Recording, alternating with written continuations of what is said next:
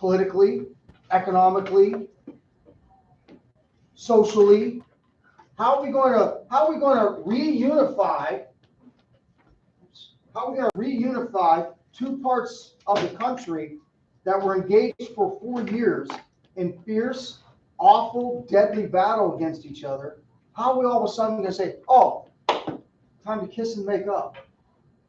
When you have a defeated South who is in no way, many of them, in the mood to acquiesce or start listening to Northern people after they've been defeated, coming down into their state saying, "Okay, this is how you're going to live now." You understand? That's like, finish this phrase, adding insult to injury, right? Rubbing salt in the wound, really, to a lot of these Confederate leaders, that you're telling me now that we're going to, not only do we have to admit defeat because they were defeated, but now you're telling me we have to acquiesce or bow to, basically, from their point of view, these Northern leaders coming down here telling us how we're going to reconstruct life. Now, from the other perspective, if you're the president of the United States, Abraham Lincoln, and you fought this war to keep the Union together, what good does it do you to, once the war's over, to go down there and rub salt in the wounds? How much unity is that going to bring about, Cherokee? Wasn't the whole point of the war in Lincoln's eyes to keep the Union together? Right? So now the war's over. The North wins. The Southern states that thought they had seceded, by the way, when we say the 11 Southern states seceded, Lincoln never conceded that. Does that make sense? The whole point to the war was Lincoln said, "No, you might think you're leaving, but you're not." That's why we went. That's why he sent the troops to the South, right? So he wants to keep the Union together.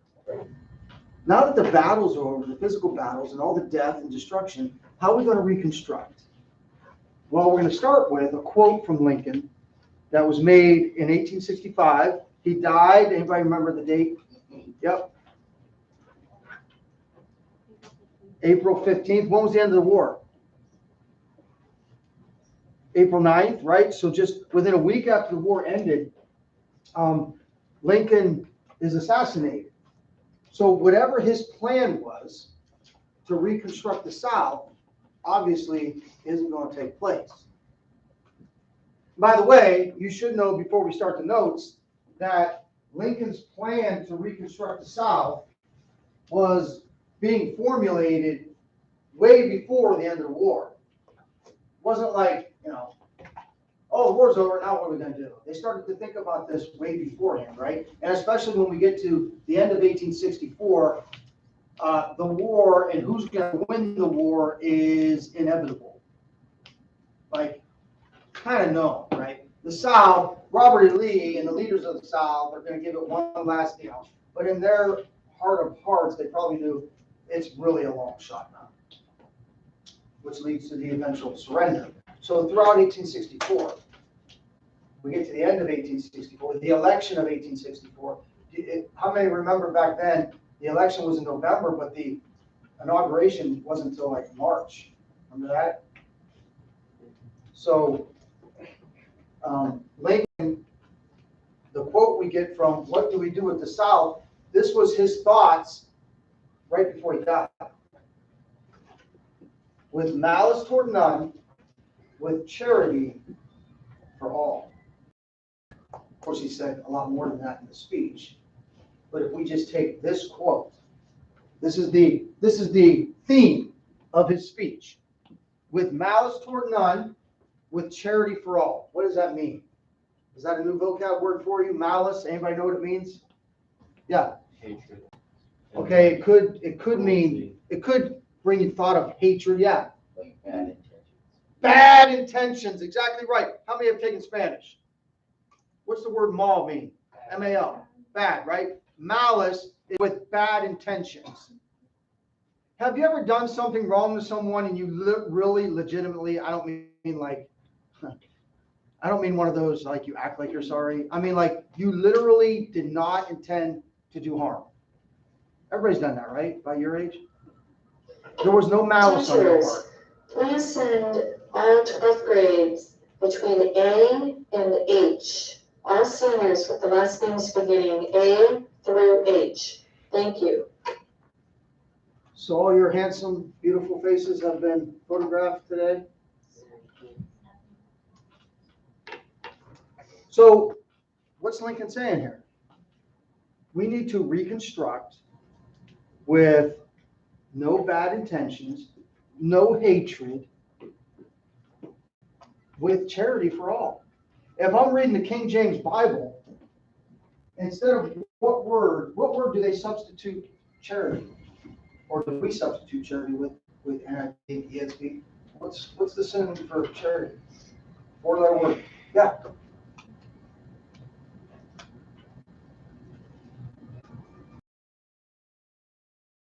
Okay, how about this? King James would say faith, hope, and charity. Okay. Love. So with malice towards none, with bad intentions towards no one, we need to reconstruct in such a way that we are not taking revenge. We are going to do this with the spirit of love and unity. Good luck. Good luck, because there's two things going on.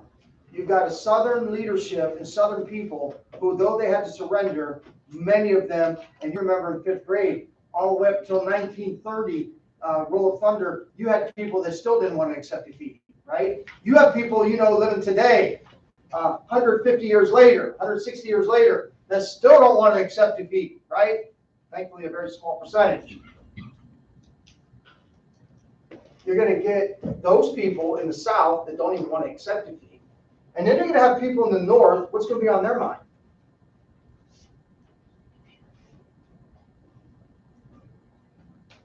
Even though they won. Yeah. The people they lost.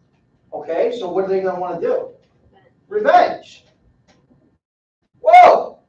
This is a defeated enemy. We're going to go down there. We're going to reconstruct, all right. Oh, yeah. We're going to be in charge of it, and they're going to do exactly as we say. They caused this. My brother died in battle because of what they did. They have to pay. We got about 12 years of patching things up, not just physically, but you could even almost say spiritually in the country. So what is Reconstruction? It's this 12-year period from 1865 to 1867, and it's an era of rebuilding the South, the nation. America will not be the same coming out of the Civil War as it was before the Civil War. And as you're writing, one of the ways that people say America will not be the same is, again, got to draw attention to this. Facing out like it's some kind of like we're trying to trigger someone. The book, the cover of the book, could trigger someone to think racism. The point to the book was, how's America going to change from pre-Civil War to post-Civil War? Well, part of our Constitution and the Bill of Rights says anything that's not explicitly enumerated in the Constitution, those kind of issues go to the states. And if you remember from 5th grade or any other lessons you've had in history, I hope, American history, you've been taught this idea of United States, this great experiment, capital G, capital E, was an experiment in bringing 13 sovereign colonies, which are going to become states, that saw themselves as still having their own sovereignty, to be unified and be able to function as one country, to have a common defense, and to share in like trade treaties. But these states saw themselves as still sovereign over their people. We can even point to what we learned last week about General Lee. He was an officer in the U.S. Army. Now the Civil War breaks out. What's he going to do? Is he going to continue his allegiance to the United States Army, or is he going to pay his allegiance to the state of Virginia? What's he choose to do? Obviously, Virginia.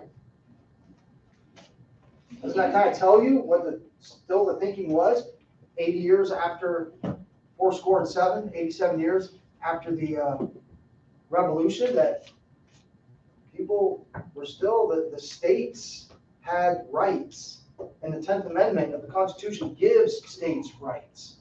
Well, after the Civil War, we start to have a country that Washington, D.C., the national, if you look at the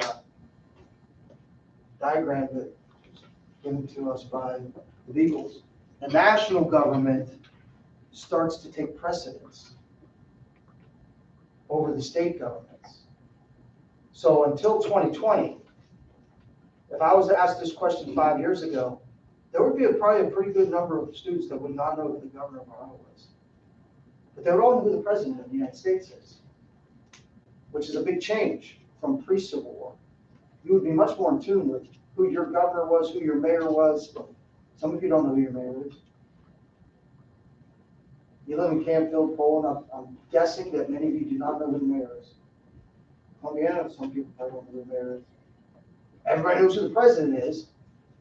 And I'm not saying that's necessarily good or bad. I'm saying the country changed. You got to decide whether it was for the good or the bad, or whether it was according to the intentions of the founders. Or is the way we're living now, post-Civil War, and if you look at it. Teachers, please send the remaining seniors to the media center. All remaining seniors. Thank you. If you look at what's happened since Reconstruction, has or has not the central government gotten more and more powerful? Yes?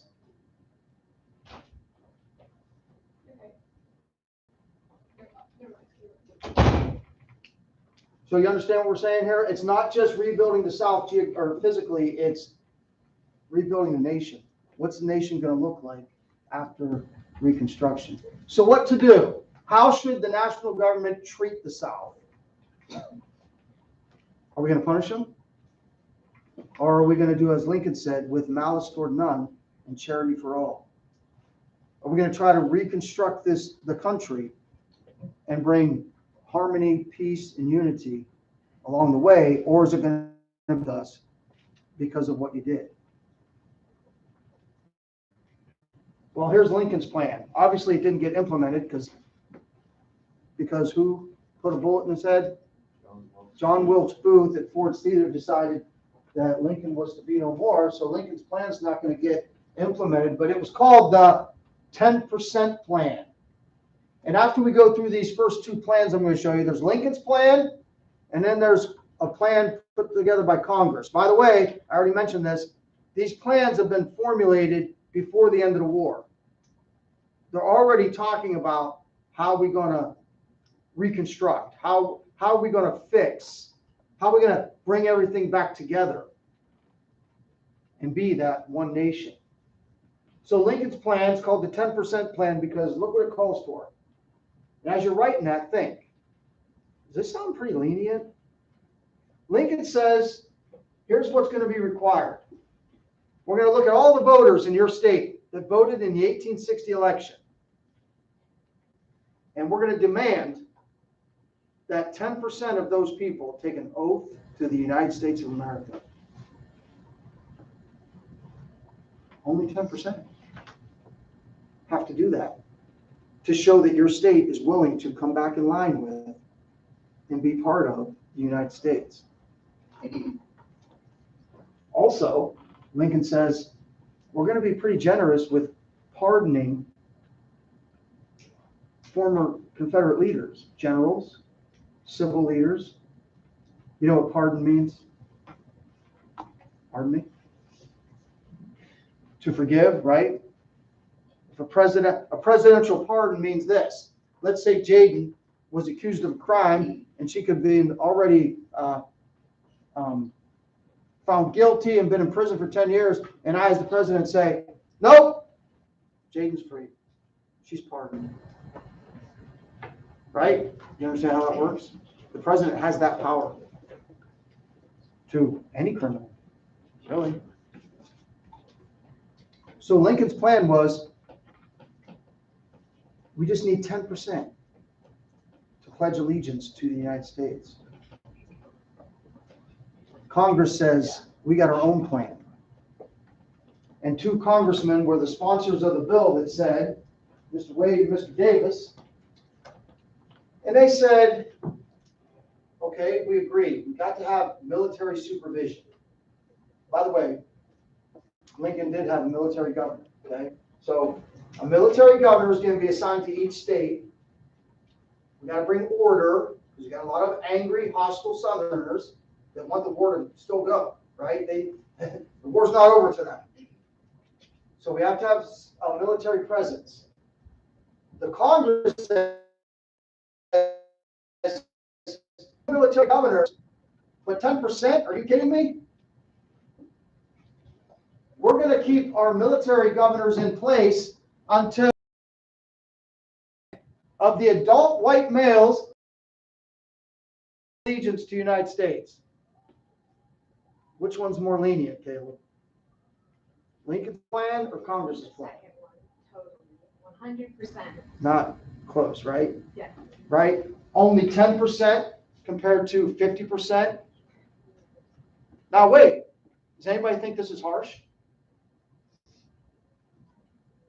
Does anybody think it's harsh for the United States to demand that at least half the people in your state of South Carolina, if you want to be admitted back into the Union, which of course they did, they're in shambles. The only way they're going to recover is with the help of the Union. That's, I don't know if that like didn't need to be said, I don't think. They're in shambles. They've surrendered. The point was to keep the country together. So now the North is keeping the country together. And the South actually couldn't do it themselves anymore. So they're going to be admitted back into the Union only if a majority of the adult white males take an oath to the Constitution. Do you think that's too harsh?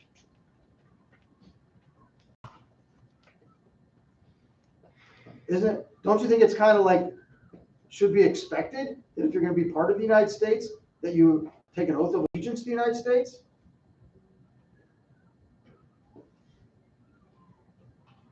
I'm just asking. This, I think most people say this compared to that, this is way more lenient, but this is open for discussion. Is this harsh or not? By the way, this idea of pardoning Confederate generals, I'm sent to, say, North Carolina, and I'm the military governor of North Carolina, right? I'm in charge of cleaning up North Carolina, bringing them back into the Union, bringing their economy back. And you want me, I lost my brother or my best friend in battle, and it was led by one of these Confederate generals, and you want me to pardon that general? Sorry, not happening. See what's going on? So they're like, no, we're not gonna not only not pardon them, we don't want them holding any elected office. We don't want them even having the right to vote. You know what suffrage means, right? Jaden? I know I'm picking on Jaden today. Sojourner Truth. Suffrage means the right to vote. They didn't want to give them the right to vote, and they didn't want to let them hold office. Is that too harsh? Sydney says, yeah, that one's too harsh. I mean, Sydney says, if you're going to bring unity to the country, I mean. Well, I feel like more people would like actually deny the second one, since it's so hard. Some might like it.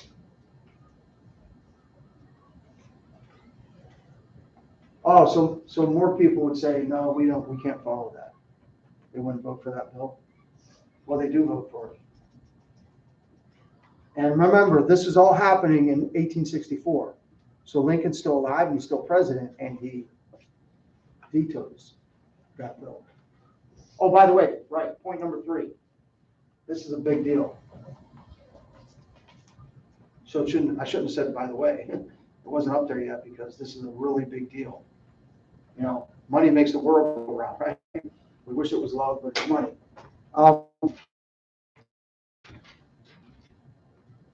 We're not paying their war debts. What? In other words, we New Yorkers, we Pennsylvanians are not going to have our tax pay the war debts of Georgians funds to kill our people. Why would we agree to that? Why would we agree to take on their war debts? Well, what's the obvious answer to that? Because we're trying to be a one country again, right? So you got to give. You got to forgive. I mean, this isn't going to work. But you can see that some people would have the attitude, I'm going down there, and yeah, they're going to do what we say, all right. And we're not paying for it. They are. They had revenge on their mind. They had punishment on their mind. Well, how's that going to bring unity? Yeah.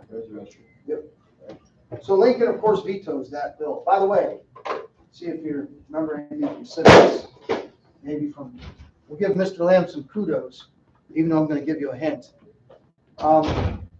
Lincoln's veto was the kind of veto where the Congress passed this Wade Davis bill, and instead of Lincoln putting his signature on a veto and sending it back to him, he just didn't sign it. What kind of veto is that called? Yeah? Pocket veto. What that means is Lincoln kind of let the whole bill expire. Congress, the session of Congress ended, and the way the rules of our government are, and we say session of Congress, it seems like today they're in session all the time, right? But they do still have recesses. Not that recess. They do still have breaks, right? They'll have a summer break, they'll have a Christmas break, but they seem to work more year round now than they did the early years of our country. They would like get the whole summer off, most of the summer off. So Lincoln, knowing that the end of Congress was coming up, instead of signing to say, I veto this, he just symbolically put it in his pocket, and then they couldn't do anything. The next session of Congress, they would have to write a whole new bill. So this does not get implemented. Well, then Lincoln dies. Lincoln's killed. So now what? Who's going to become president? Who is the 17th president of the United States of America? His claim to infamy is he was the first president ever impeached.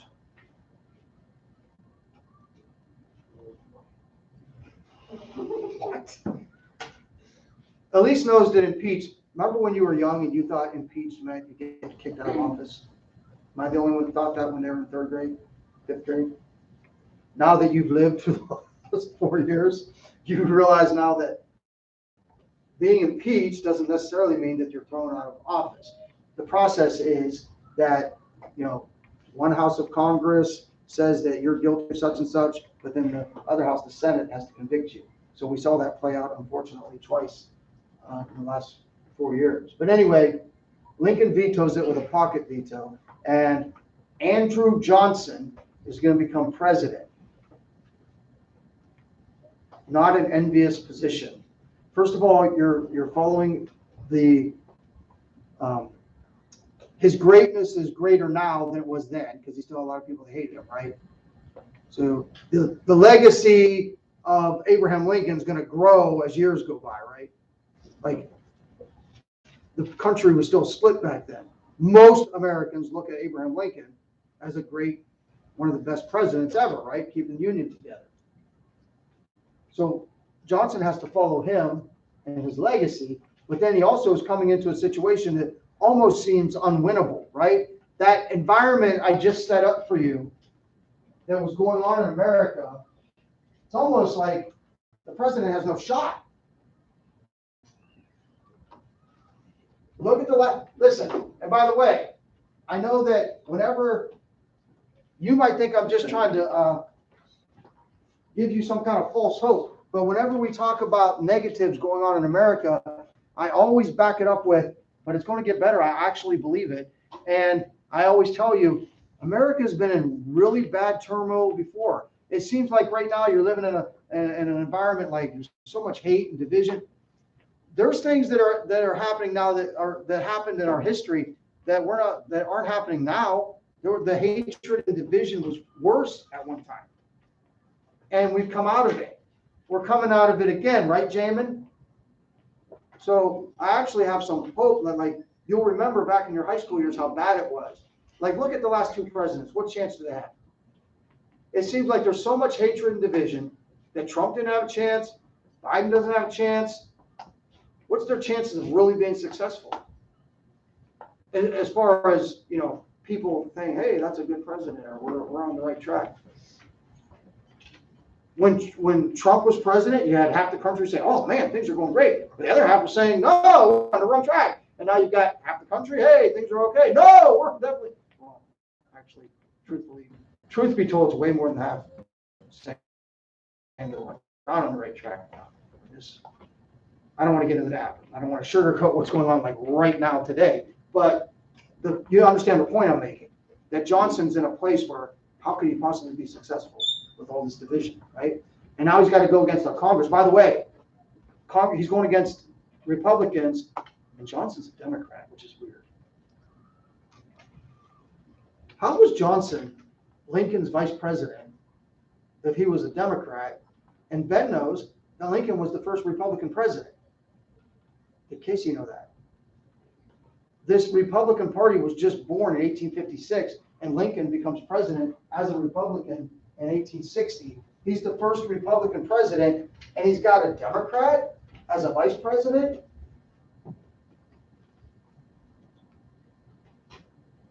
Can you imagine Trump-Harris?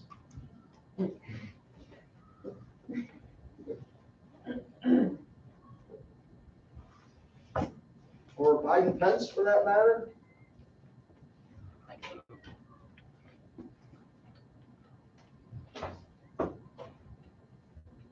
Isn't it harder to imagine Trump-Harris than Biden-Pence? Isn't that kind of like, why is it? Anyway. But if you read the rest of that, by the way, we'll get to the ill-tempered part. Andrew Johnson, when we say ill-tempered, what's that mean? Yeah, he could sometimes go off the handle. He was a Democrat senator from Tennessee, but he stayed loyal to the Union. And Lincoln in 1964 wanted to expand his voter base. So he thought by bringing Johnson onto the ticket, he would at least get some votes in the South. Can you imagine that the Southern voters hated Lincoln? Hello? Right? So he was trying to get as much support from the South as he could. So by having a Democrat, he's a Republican, he has a Democrat senator from Tennessee as his running mate. It worked. That's not the only reason he got reelected, but. Well, here's Johnson's plan. Hey, President Lincoln's 10% plan, let's keep that. If 10% of the people, the voters in Georgia or Alabama agree that they're going to take an oath to the United States of America, that's good enough. Because listen, what was going to happen? Those people that stepped up and took that oath, then the northern commanders, the military governors would say, okay, these are people we can trust.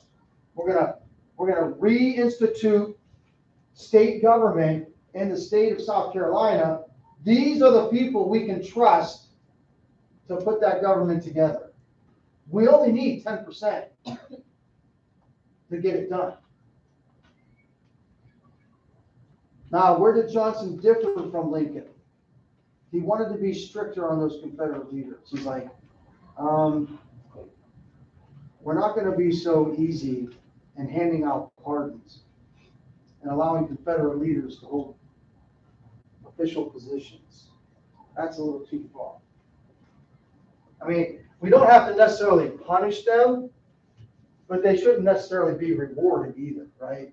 Like, you were instrumental in the over 600,000 deaths because of your decisions.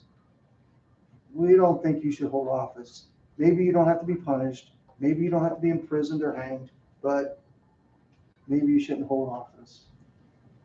And the other big deal here is Johnson, like Lincoln, said, you know who should be in charge of this? Is me. I'm the president. It's an executive branch decision. What's Congress gonna think? Whose responsibility is it according to these guys? Theirs. Johnson says it's my decisions that should take precedence. Congress says it's actually our responsibility. We're the legislative branch. We're the ones that are gonna enact laws that are gonna bring the country back together. You see? See all this stuff that's going on? You've got the literal spiritual battle going on within the country. You've got the hatred between the North and the South. You're trying to bring unity. And now you've got all this, you're fighting within the government, where the executive, Johnson, is fighting against the legislature, the Congress. So what's their plan? Well, their plan is, and by the way, before we get to their plan, remember we said they took longer recesses back then? So they come back in session, and they already have the idea that it's their responsibility, right? Well, before the Congress even comes back in session, Johnson already starts his plan. He's already sent his military governors. He's like, oh, welcome. Welcome back, guys. Reconstruction's already underway. Here's what we're doing. Well, they're pretty ticked. So you know what they do? Now, you know that division's pretty bad right now, right? Anybody know who Marjorie Taylor Greene is? Anybody? Nobody? Oh my. Anyway, she was elected to Congress in the 2020 election. What was happening back then was it would be like Nancy Pelosi, the Speaker of the House, saying, oh, Georgia, you elected this Marjorie Taylor Greene. Well, guess what? We're not letting her in. See what I mean by division and how we've come out of it? The division it was to that point. They were like, oh, well, then we're not even going to give your newly elected members the oath of office. We're not even going to give them a seat in Congress. How do you like those apples? At least we haven't got to that point yet.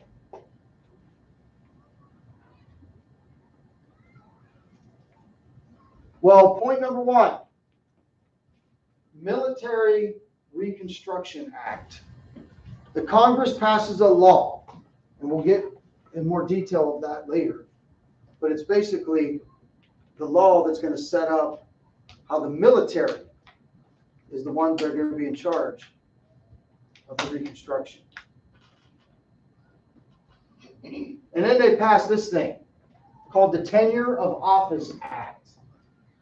By the way, tenure just means, it almost sounds like the word 10-year, so you can use that as a memory thing. Tenure means like your length of service. The Tenure of Office Act said the president is not allowed to fire his own cabinet members. You know, raise your hand if you know what a cabinet is. I'm talking about the president. It's not in his kitchen. It's his group of people around him, right? Have you heard of these titles before? Secretary of State, Secretary of Defense, Secretary of Treasury. Those are the people that the president has the privilege constitutionally to bring those people to be part of his advisory council to help him run the country. You with me? The Congress passed a law that said the president is not allowed to fire them. The president brings them into his circle because those are his people he can trust, right? Well, if he has the privilege of bringing them in, of hiring them, he has the privilege of firing them. Teachers, please excuse this interruption. The meeting for National Honor Society will be in the MEC room during activity period today. Thank you.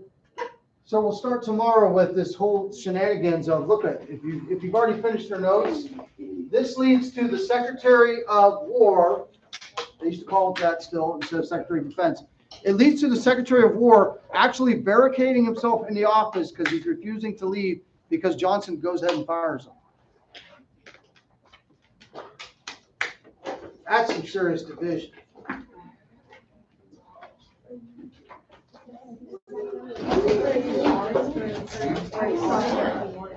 If you're doing anything, I'm not going. You know I'm not.